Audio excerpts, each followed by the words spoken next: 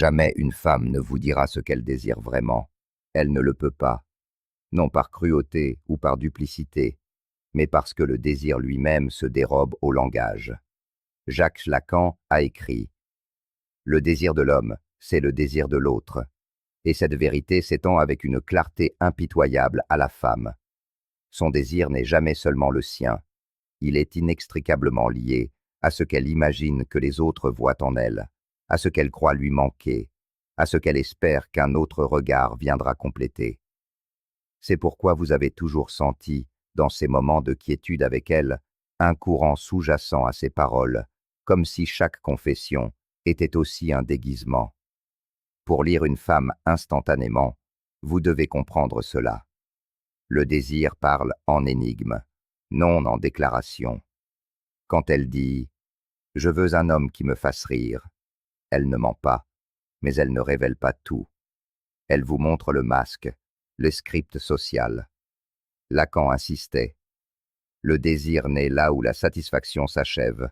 Ce qu'elle nomme, ce sont des satisfactions. L'humour, la stabilité, le romantisme.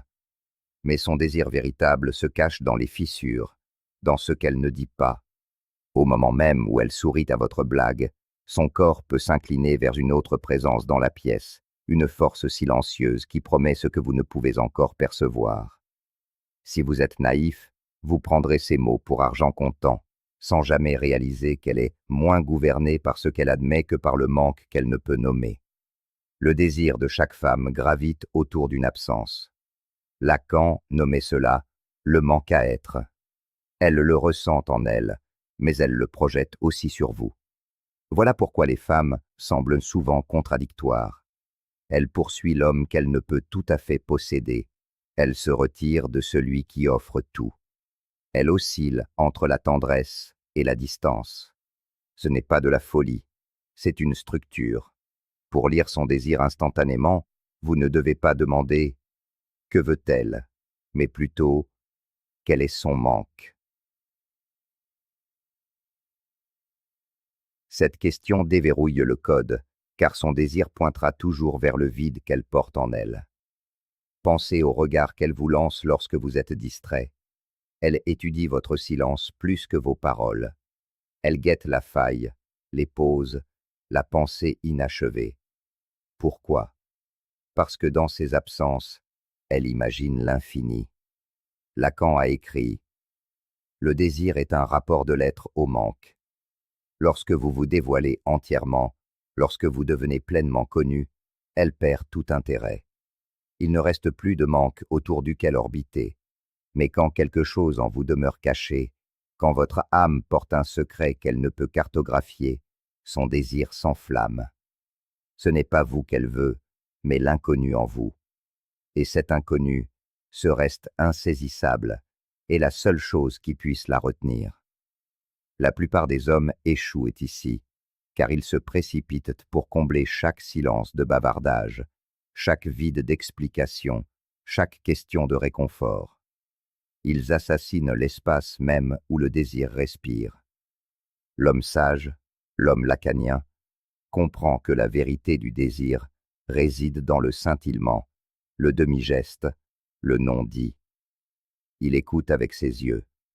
Il observe avec ses nerfs. Il n'interprète pas ses déclarations, mais ses hésitations.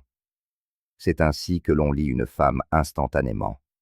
Non pas en décodant ses mots, mais en traçant le contour de ce qu'elle ne peut se résoudre à dire. Le désir n'est jamais transparent.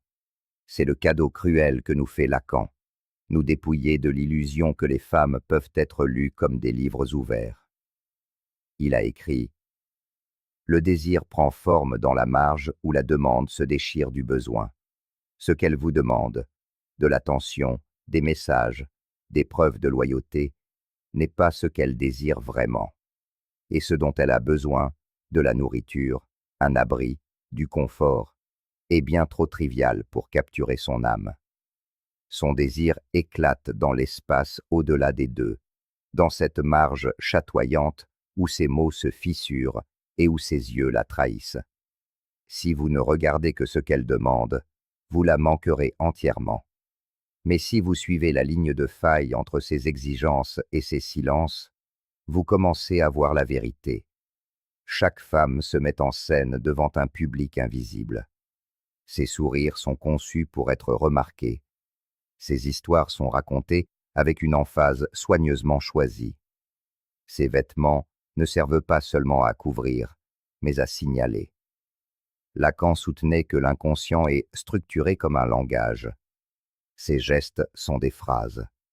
Sa mode est une grammaire. Son rire est une ponctuation. La plupart des hommes sont illettrés dans cette langue secrète. Ils répondent au sens évident. Elle a ri. Je dois lui plaire, tout en ignorant la syntaxe du désir qui se tisse autour d'eux.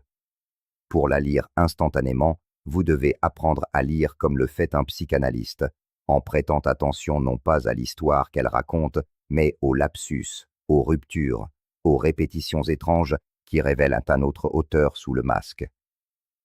À l'instant où vous saisissez cela, les femmes deviennent lisibles d'une manière que la plupart des hommes ne connaîtront jamais.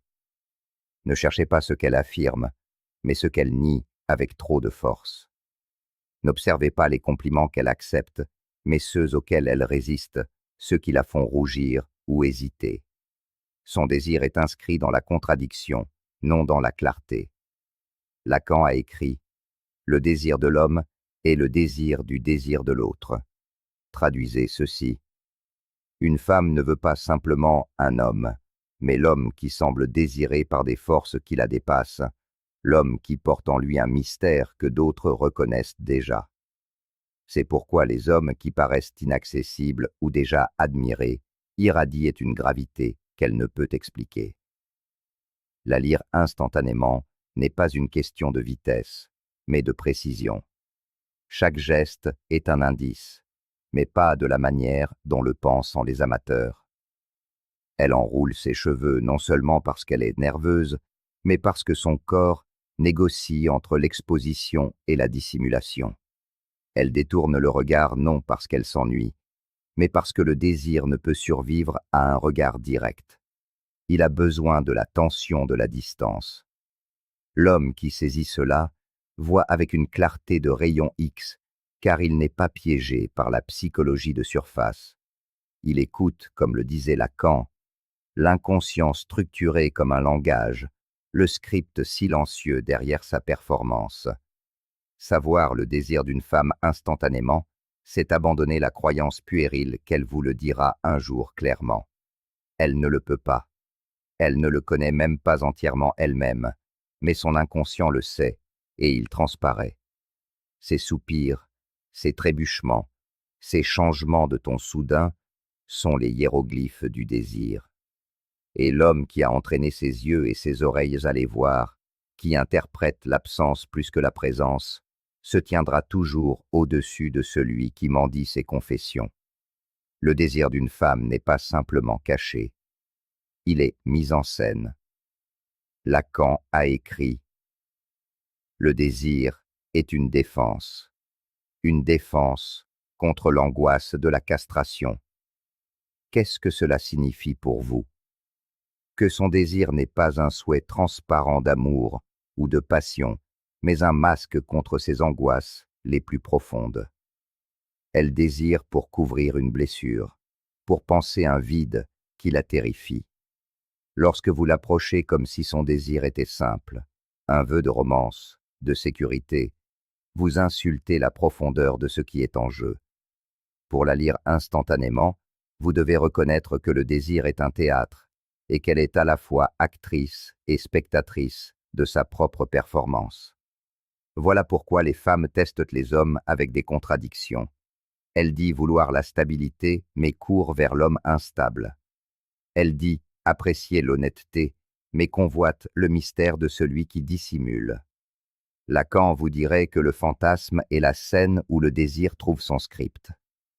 Le désir, c'est la métonymie de l'être, a-t-il déclaré, une chaîne de substitution n'arrivant jamais à l'objet final. Quand elle s'accroche à vous une nuit et devient froide le lendemain, ce n'est pas parce qu'elle est confuse. C'est parce que son désir se déplace à travers ses substitutions, poursuivant l'ombre de ce qui ne peut jamais être pleinement atteint. Si vous ne lisez que ces mots, vous la penserez inconstante. Si vous lisez son désir, vous verrez qu'elle est cohérente dans sa quête de la pièce manquante qui ne peut jamais être livrée. Pensez à la façon dont elle s'habille pour vous. Ce n'est jamais seulement pour vous. Son rouge à lèvres est un signe pour la foule.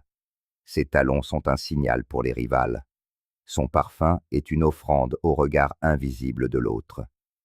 Lacan a souligné que le désir est toujours enchevêtré dans le fantasme. Il n'est jamais brut, jamais direct. Une femme ne désire pas simplement un homme.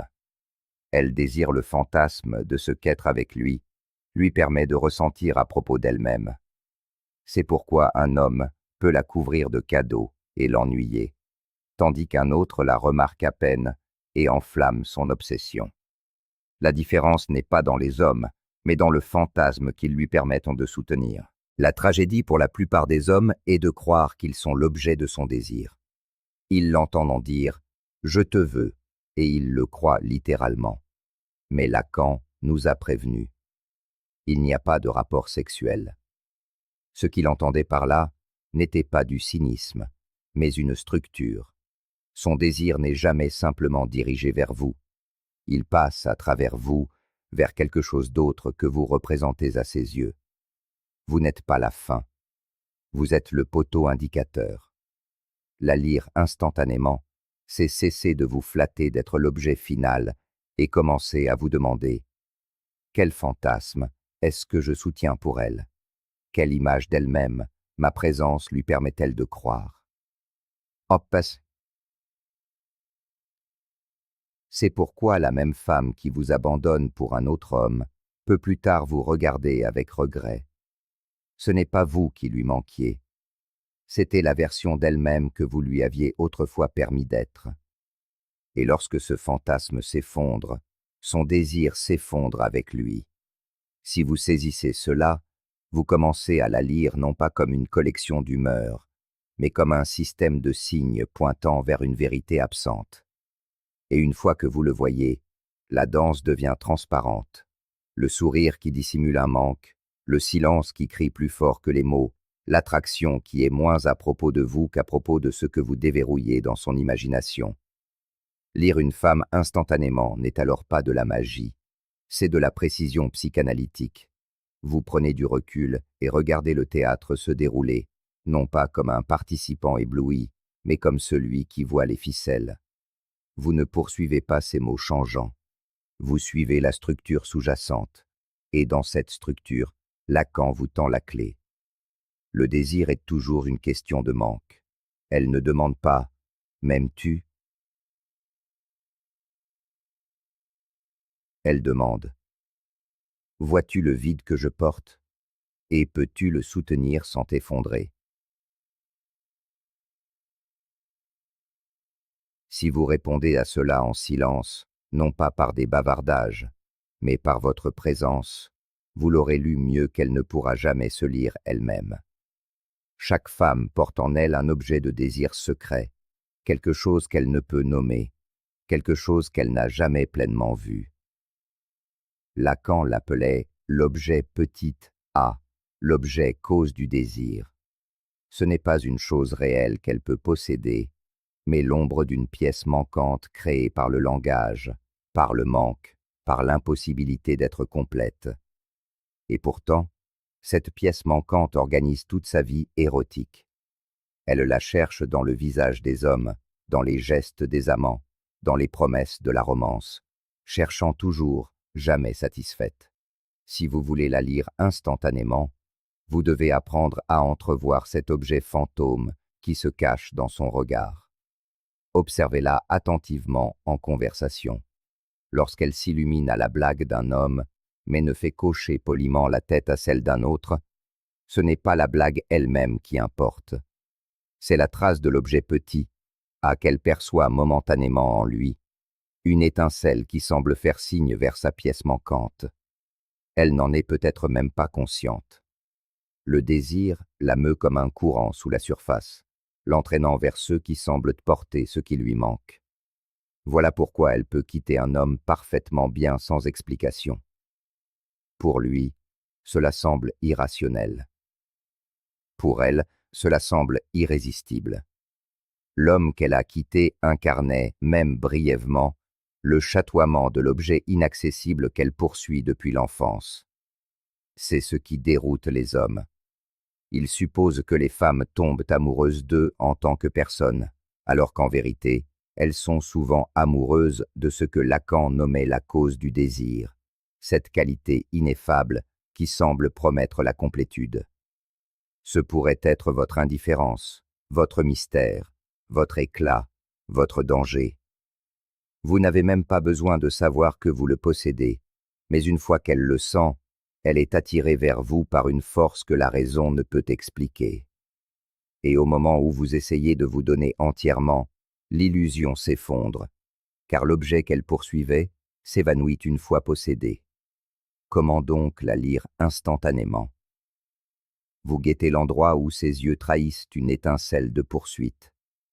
Ce peut être un regard qui s'attarde trop longtemps lorsqu'une autre femme vous regarde. Ce peut être la façon dont son ton change lorsque vous retenez une réponse.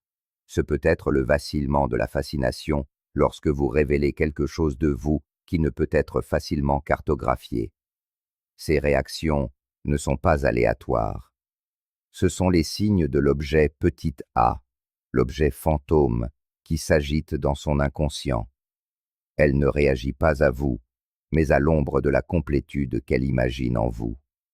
Et si vous apprenez à identifier ce moment, vous pouvez la lire plus profondément en 10 secondes que la plupart des hommes ne le feront en 10 ans. Mais voici le paradoxe. Vous ne pouvez pas lui donner l'objet qu'elle cherche. Il n'existe pas. C'est une absence déguisée en trésor. Lacan disait, « Le désir est toujours désir d'autre chose. C'est pourquoi sa passion peut être intense un moment et froide le lendemain. Pourquoi elle peut vous aimer férocement, mais se sentir toujours attirée ailleurs. Elle ne vous trahit pas. Elle obéit à la structure de son désir. La lire, ce n'est pas la résoudre, mais comprendre que son désir tournera à jamais autour d'un fantôme. Et si vous pouvez vous tenir dans ce cercle sans exiger de finalité, vous la verrez toujours plus clairement qu'elle ne se voit elle-même. Les yeux ne mentent jamais, mais ils ne disent pas non plus la vérité. Ils révèlent quelque chose de plus profond. Lacan insistait. Ce qui me détermine au plus profond, dans le visible, c'est le regard qui est au dehors. Cela signifie que lorsque vous regardez dans les yeux d'une femme, vous ne voyez pas simplement son âme. Vous voyez le reflet d'un regard invisible qui l'a déjà façonné. Elle vous regarde non simplement tel que vous êtes, mais comme l'autre qu'elle imagine, l'observant à travers vous. C'est pourquoi ses yeux peuvent être brûlés de désir un instant et se transformer en verre le suivant. Ce ne sont pas des fenêtres, mais des miroirs, portant la trace du désir qu'elle ressent sous le poids d'un jugement invisible. Avez-vous déjà remarqué comment une femme soutient parfois votre regard une seconde de trop, puis le rompt brusquement? C'est la danse du désir. Elle offre la possibilité d'une révélation, puis se retire, avant qu'elle ne devienne insupportable. Lorsque vous captez son regard et refusez de scier, elle se sent exposée, non pas parce que vous l'avez lue, mais parce qu'elle réalise qu'elle est déjà lue par l'autre invisible. Votre constance la force à affronter la vérité qu'elle ne peut nommer, et cette vérité est toujours la même. Le désir est un manque, et le manque ne peut être caché. Voilà pourquoi le silence est l'une des armes les plus redoutables qu'un homme puisse utiliser. Lorsque vous parlez trop, vous lui fournissez des signes qu'elle peut contrôler, interpréter, rejeter. Mais lorsque vous gardez le silence et vous contentez de croiser son regard, vous ne lui donnez rien à quoi se raccrocher. Dans ce vide, son inconscient commence à projeter, à se révéler. Elle s'agite. Elle rit nerveusement. Elle détourne le regard. Ses gestes ne sont pas anodins. Ce sont des confessions de désir qui s'échappent contre sa volonté. Pour la lire instantanément, il faut saisir ses fissures, reconnaître que ce qui s'échappe de ses yeux parle souvent plus fort que ses mots soigneusement construits. La tragédie est que la plupart des hommes ne le voient jamais. Ils sont trop occupés à se donner en spectacle, trop avides d'être aimés, trop désespérés de continuer à parler. Ils s'aveuglent avec du bruit et manquent la tempête silencieuse qui se déploie dans ses yeux. Mais l'homme qui reste immobile, qui observe, qui refuse de combler le vide par des bavardages, apprend ce sur quoi Lacan a toujours insisté, que le désir n'est jamais dit directement. Il se révèle dans le déplacement, dans le silence, dans le tremblement du regard. Et lorsque vous maîtrisez cela, vous pouvez lire le désir d'une femme à l'instant même où ses yeux se posent sur vous. Quand elle vous dit « ça m'est égal », elle déclare souvent que cela compte bien trop pour elle. Quand elle insiste sur le fait qu'elle n'est pas jalouse, son corps trahit une tension. Quand elle dit que vous êtes libre de faire ce que vous voulez, ses yeux vous observent avec une intensité insoutenable. La lire instantanément, c'est interpréter le masque comme un texte, et non comme une tromperie. La plupart des hommes échouent ici, car ils attendent de la clarté. Ils veulent qu'elle parle franchement, qu'elle se révèle en termes directs. Mais Lacan savait que le langage direct est le seul endroit où le désir ne vit jamais. Le désir ne survit que dans les détours, les fausses pistes, les récits qui frôlent la vérité, sans jamais l'atteindre. C'est pourquoi, lorsqu'elle parle de son ex, de son avenir, de ses fantasmes, elle ne fait pas que combler le silence. Elle révèle comment son désir se structure. Elle vous montre la grammaire de son inconscient, si seulement vous savez écouter. Considérez le moment où elle ment, pas les mensonges évidents. Ceux-là sont infantiles. Les mensonges subtils, le déni superflu, la vérité adoucie, la contradiction qui lui échappe. La plupart des hommes réagissent avec colère ou suspicion. Mais l'homme qui comprend Lacan sait que le mensonge est une confession. Un mensonge vous dit ce qui était insupportable à admettre. Il pointe directement vers le lieu du désir. Elle dissimule, car l'exposition la brûlerait. Et c'est dans cette dissimulation que vous pouvez enfin la lire avec précision. C'est pourquoi l'erreur la plus dangereuse est d'acculer une femme à tout vous dire. Vous arrachez son masque et imaginez avoir gagné en intimité, mais vous avez tué son désir. Lacan enseignait que le désir se nourrit du manque, de l'impossibilité d'une révélation complète. Si vous la forcez à se confesser, vous détruisez le feu même que vous vouliez tenir. La lire instantanément, ce n'est pas lui arracher la vérité, mais reconnaître que la vérité vibre déjà dans le masque lui-même. Sa fiction est la porte d'entrée, son déni est l'indice, son silence est le cri le plus assourdissant. L'homme qui sait cela écoute différemment. Il ne demande pas de réponse claire. Il écoute la fracture dans son discours. Il n'exige pas « dis-moi ce que tu ressens », mais il prête attention à la manière dont elle trébuche, dont son ton change, dont son rire arrive une demi-seconde trop tard. C'est là que le désir s'échappe, et lorsque vous apprenez à l'entendre, vous n'avez plus jamais besoin de mendier la vérité. Vous la possédez déjà au moment où elle ouvre la bouche pour la dissimuler. Le désir ne se satisfait jamais du simple plaisir.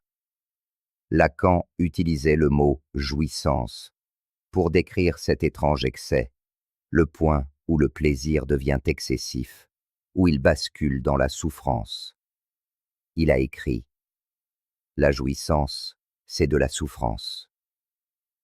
Une affirmation choquante, mais regardez les femmes que vous avez connues et vous en verrez la vérité. Pourquoi retourne-t-elle vers l'homme qui la blesse? Pourquoi revient-elle au chaos même lorsque la stabilité lui est offerte? Ce n'est ni faiblesse, ni folie, c'est une structure.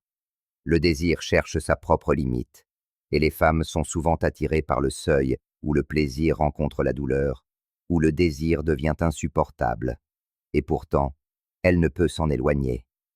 Pour la lire instantanément, vous ne devez pas juger ses contradictions, mais les décoder. Quand elle dit qu'elle le déteste mais rêve encore de lui, quand elle pleure, mais refuse de lâcher prise.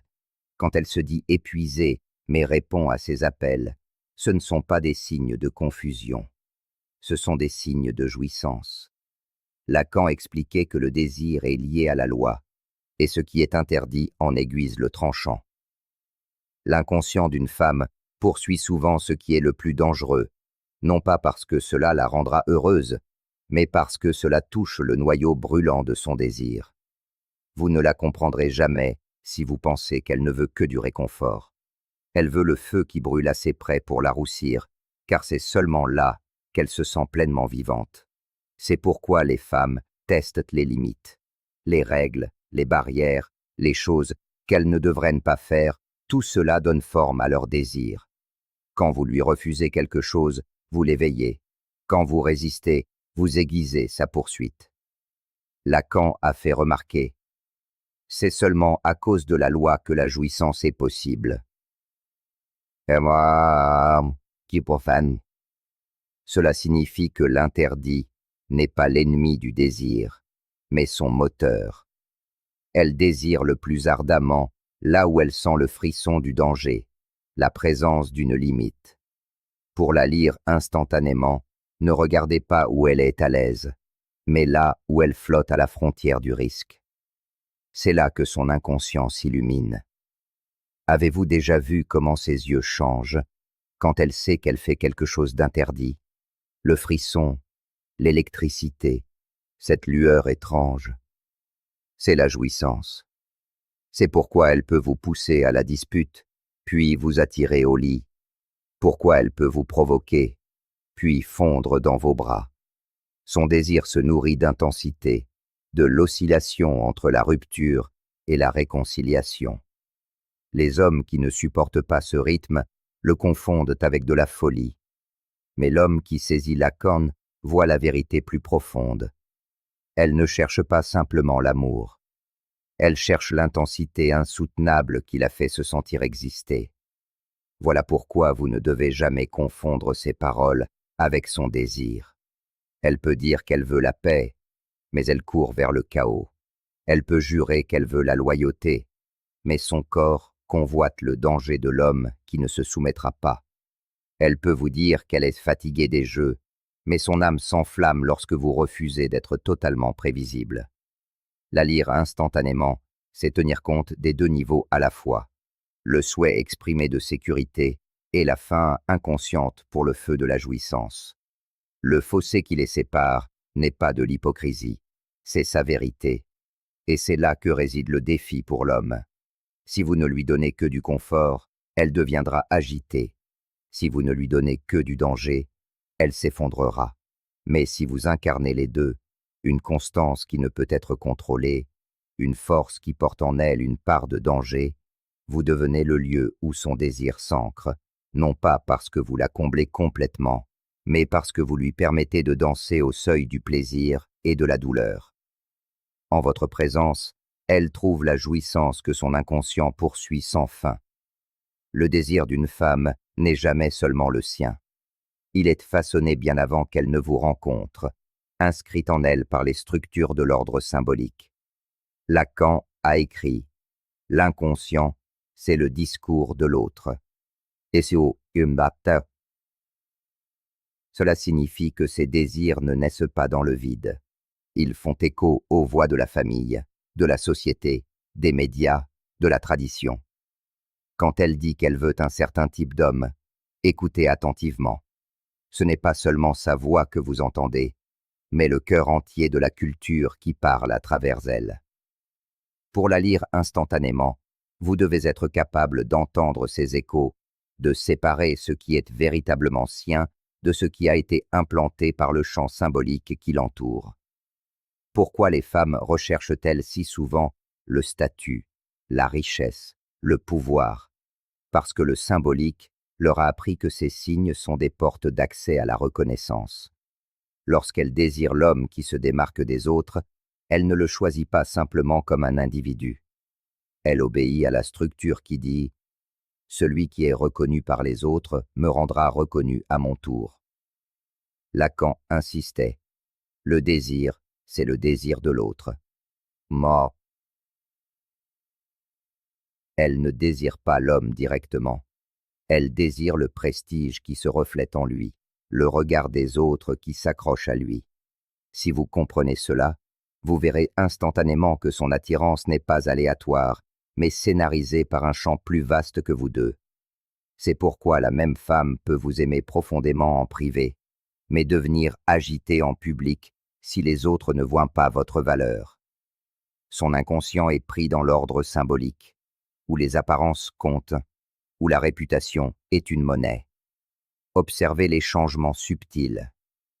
Comment son ton change lorsque les autres vous admirent, comment son corps rayonne lorsqu'elle se sent enviée, comment ses yeux s'éteignent lorsqu'elle craint de perdre son statut à vos côtés.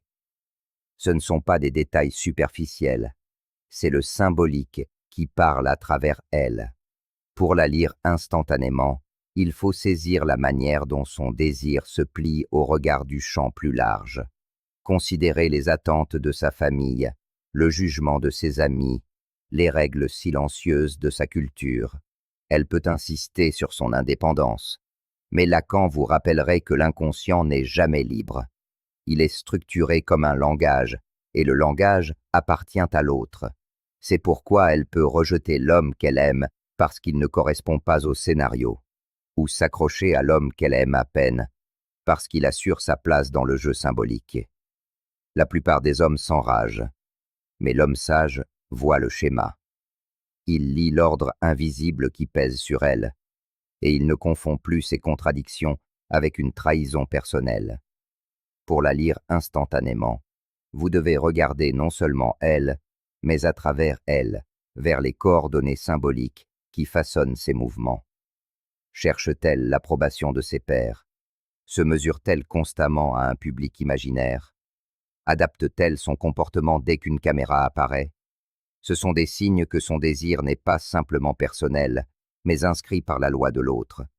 Une fois que vous voyez cela, vous pouvez la lire plus vite qu'elle ne peut se lire elle-même.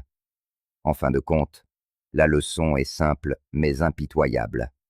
Vous ne pouvez pas posséder le désir d'une femme. Vous ne pouvez qu'apprendre à lire les mouvements de son ombre. Lacan nous a montré que le désir n'est jamais direct, jamais stable, jamais entièrement exprimé. Il vit dans le manque, dans les masques, dans le regard, dans l'objet fantasmatique qui toujours se dérobe. L'homme qui saisit cela cesse de courir après la certitude. Il observe, il écoute, il interprète. Il comprend que ces contradictions ne sont pas des défauts, mais des structures, que ses silences crient plus fort que ses mots, et que son désir le concerne moins lui que le mystère qu'il entretient dans son imagination. À cet instant, il cesse d'être un pion pour devenir un lecteur du script caché, et c'est ce qui le rend puissant. Car tandis que la plupart des hommes passent leur vie à mendier la clarté et à se noyer dans la confusion, il sort de l'illusion et la voit avec une précision psychanalytique.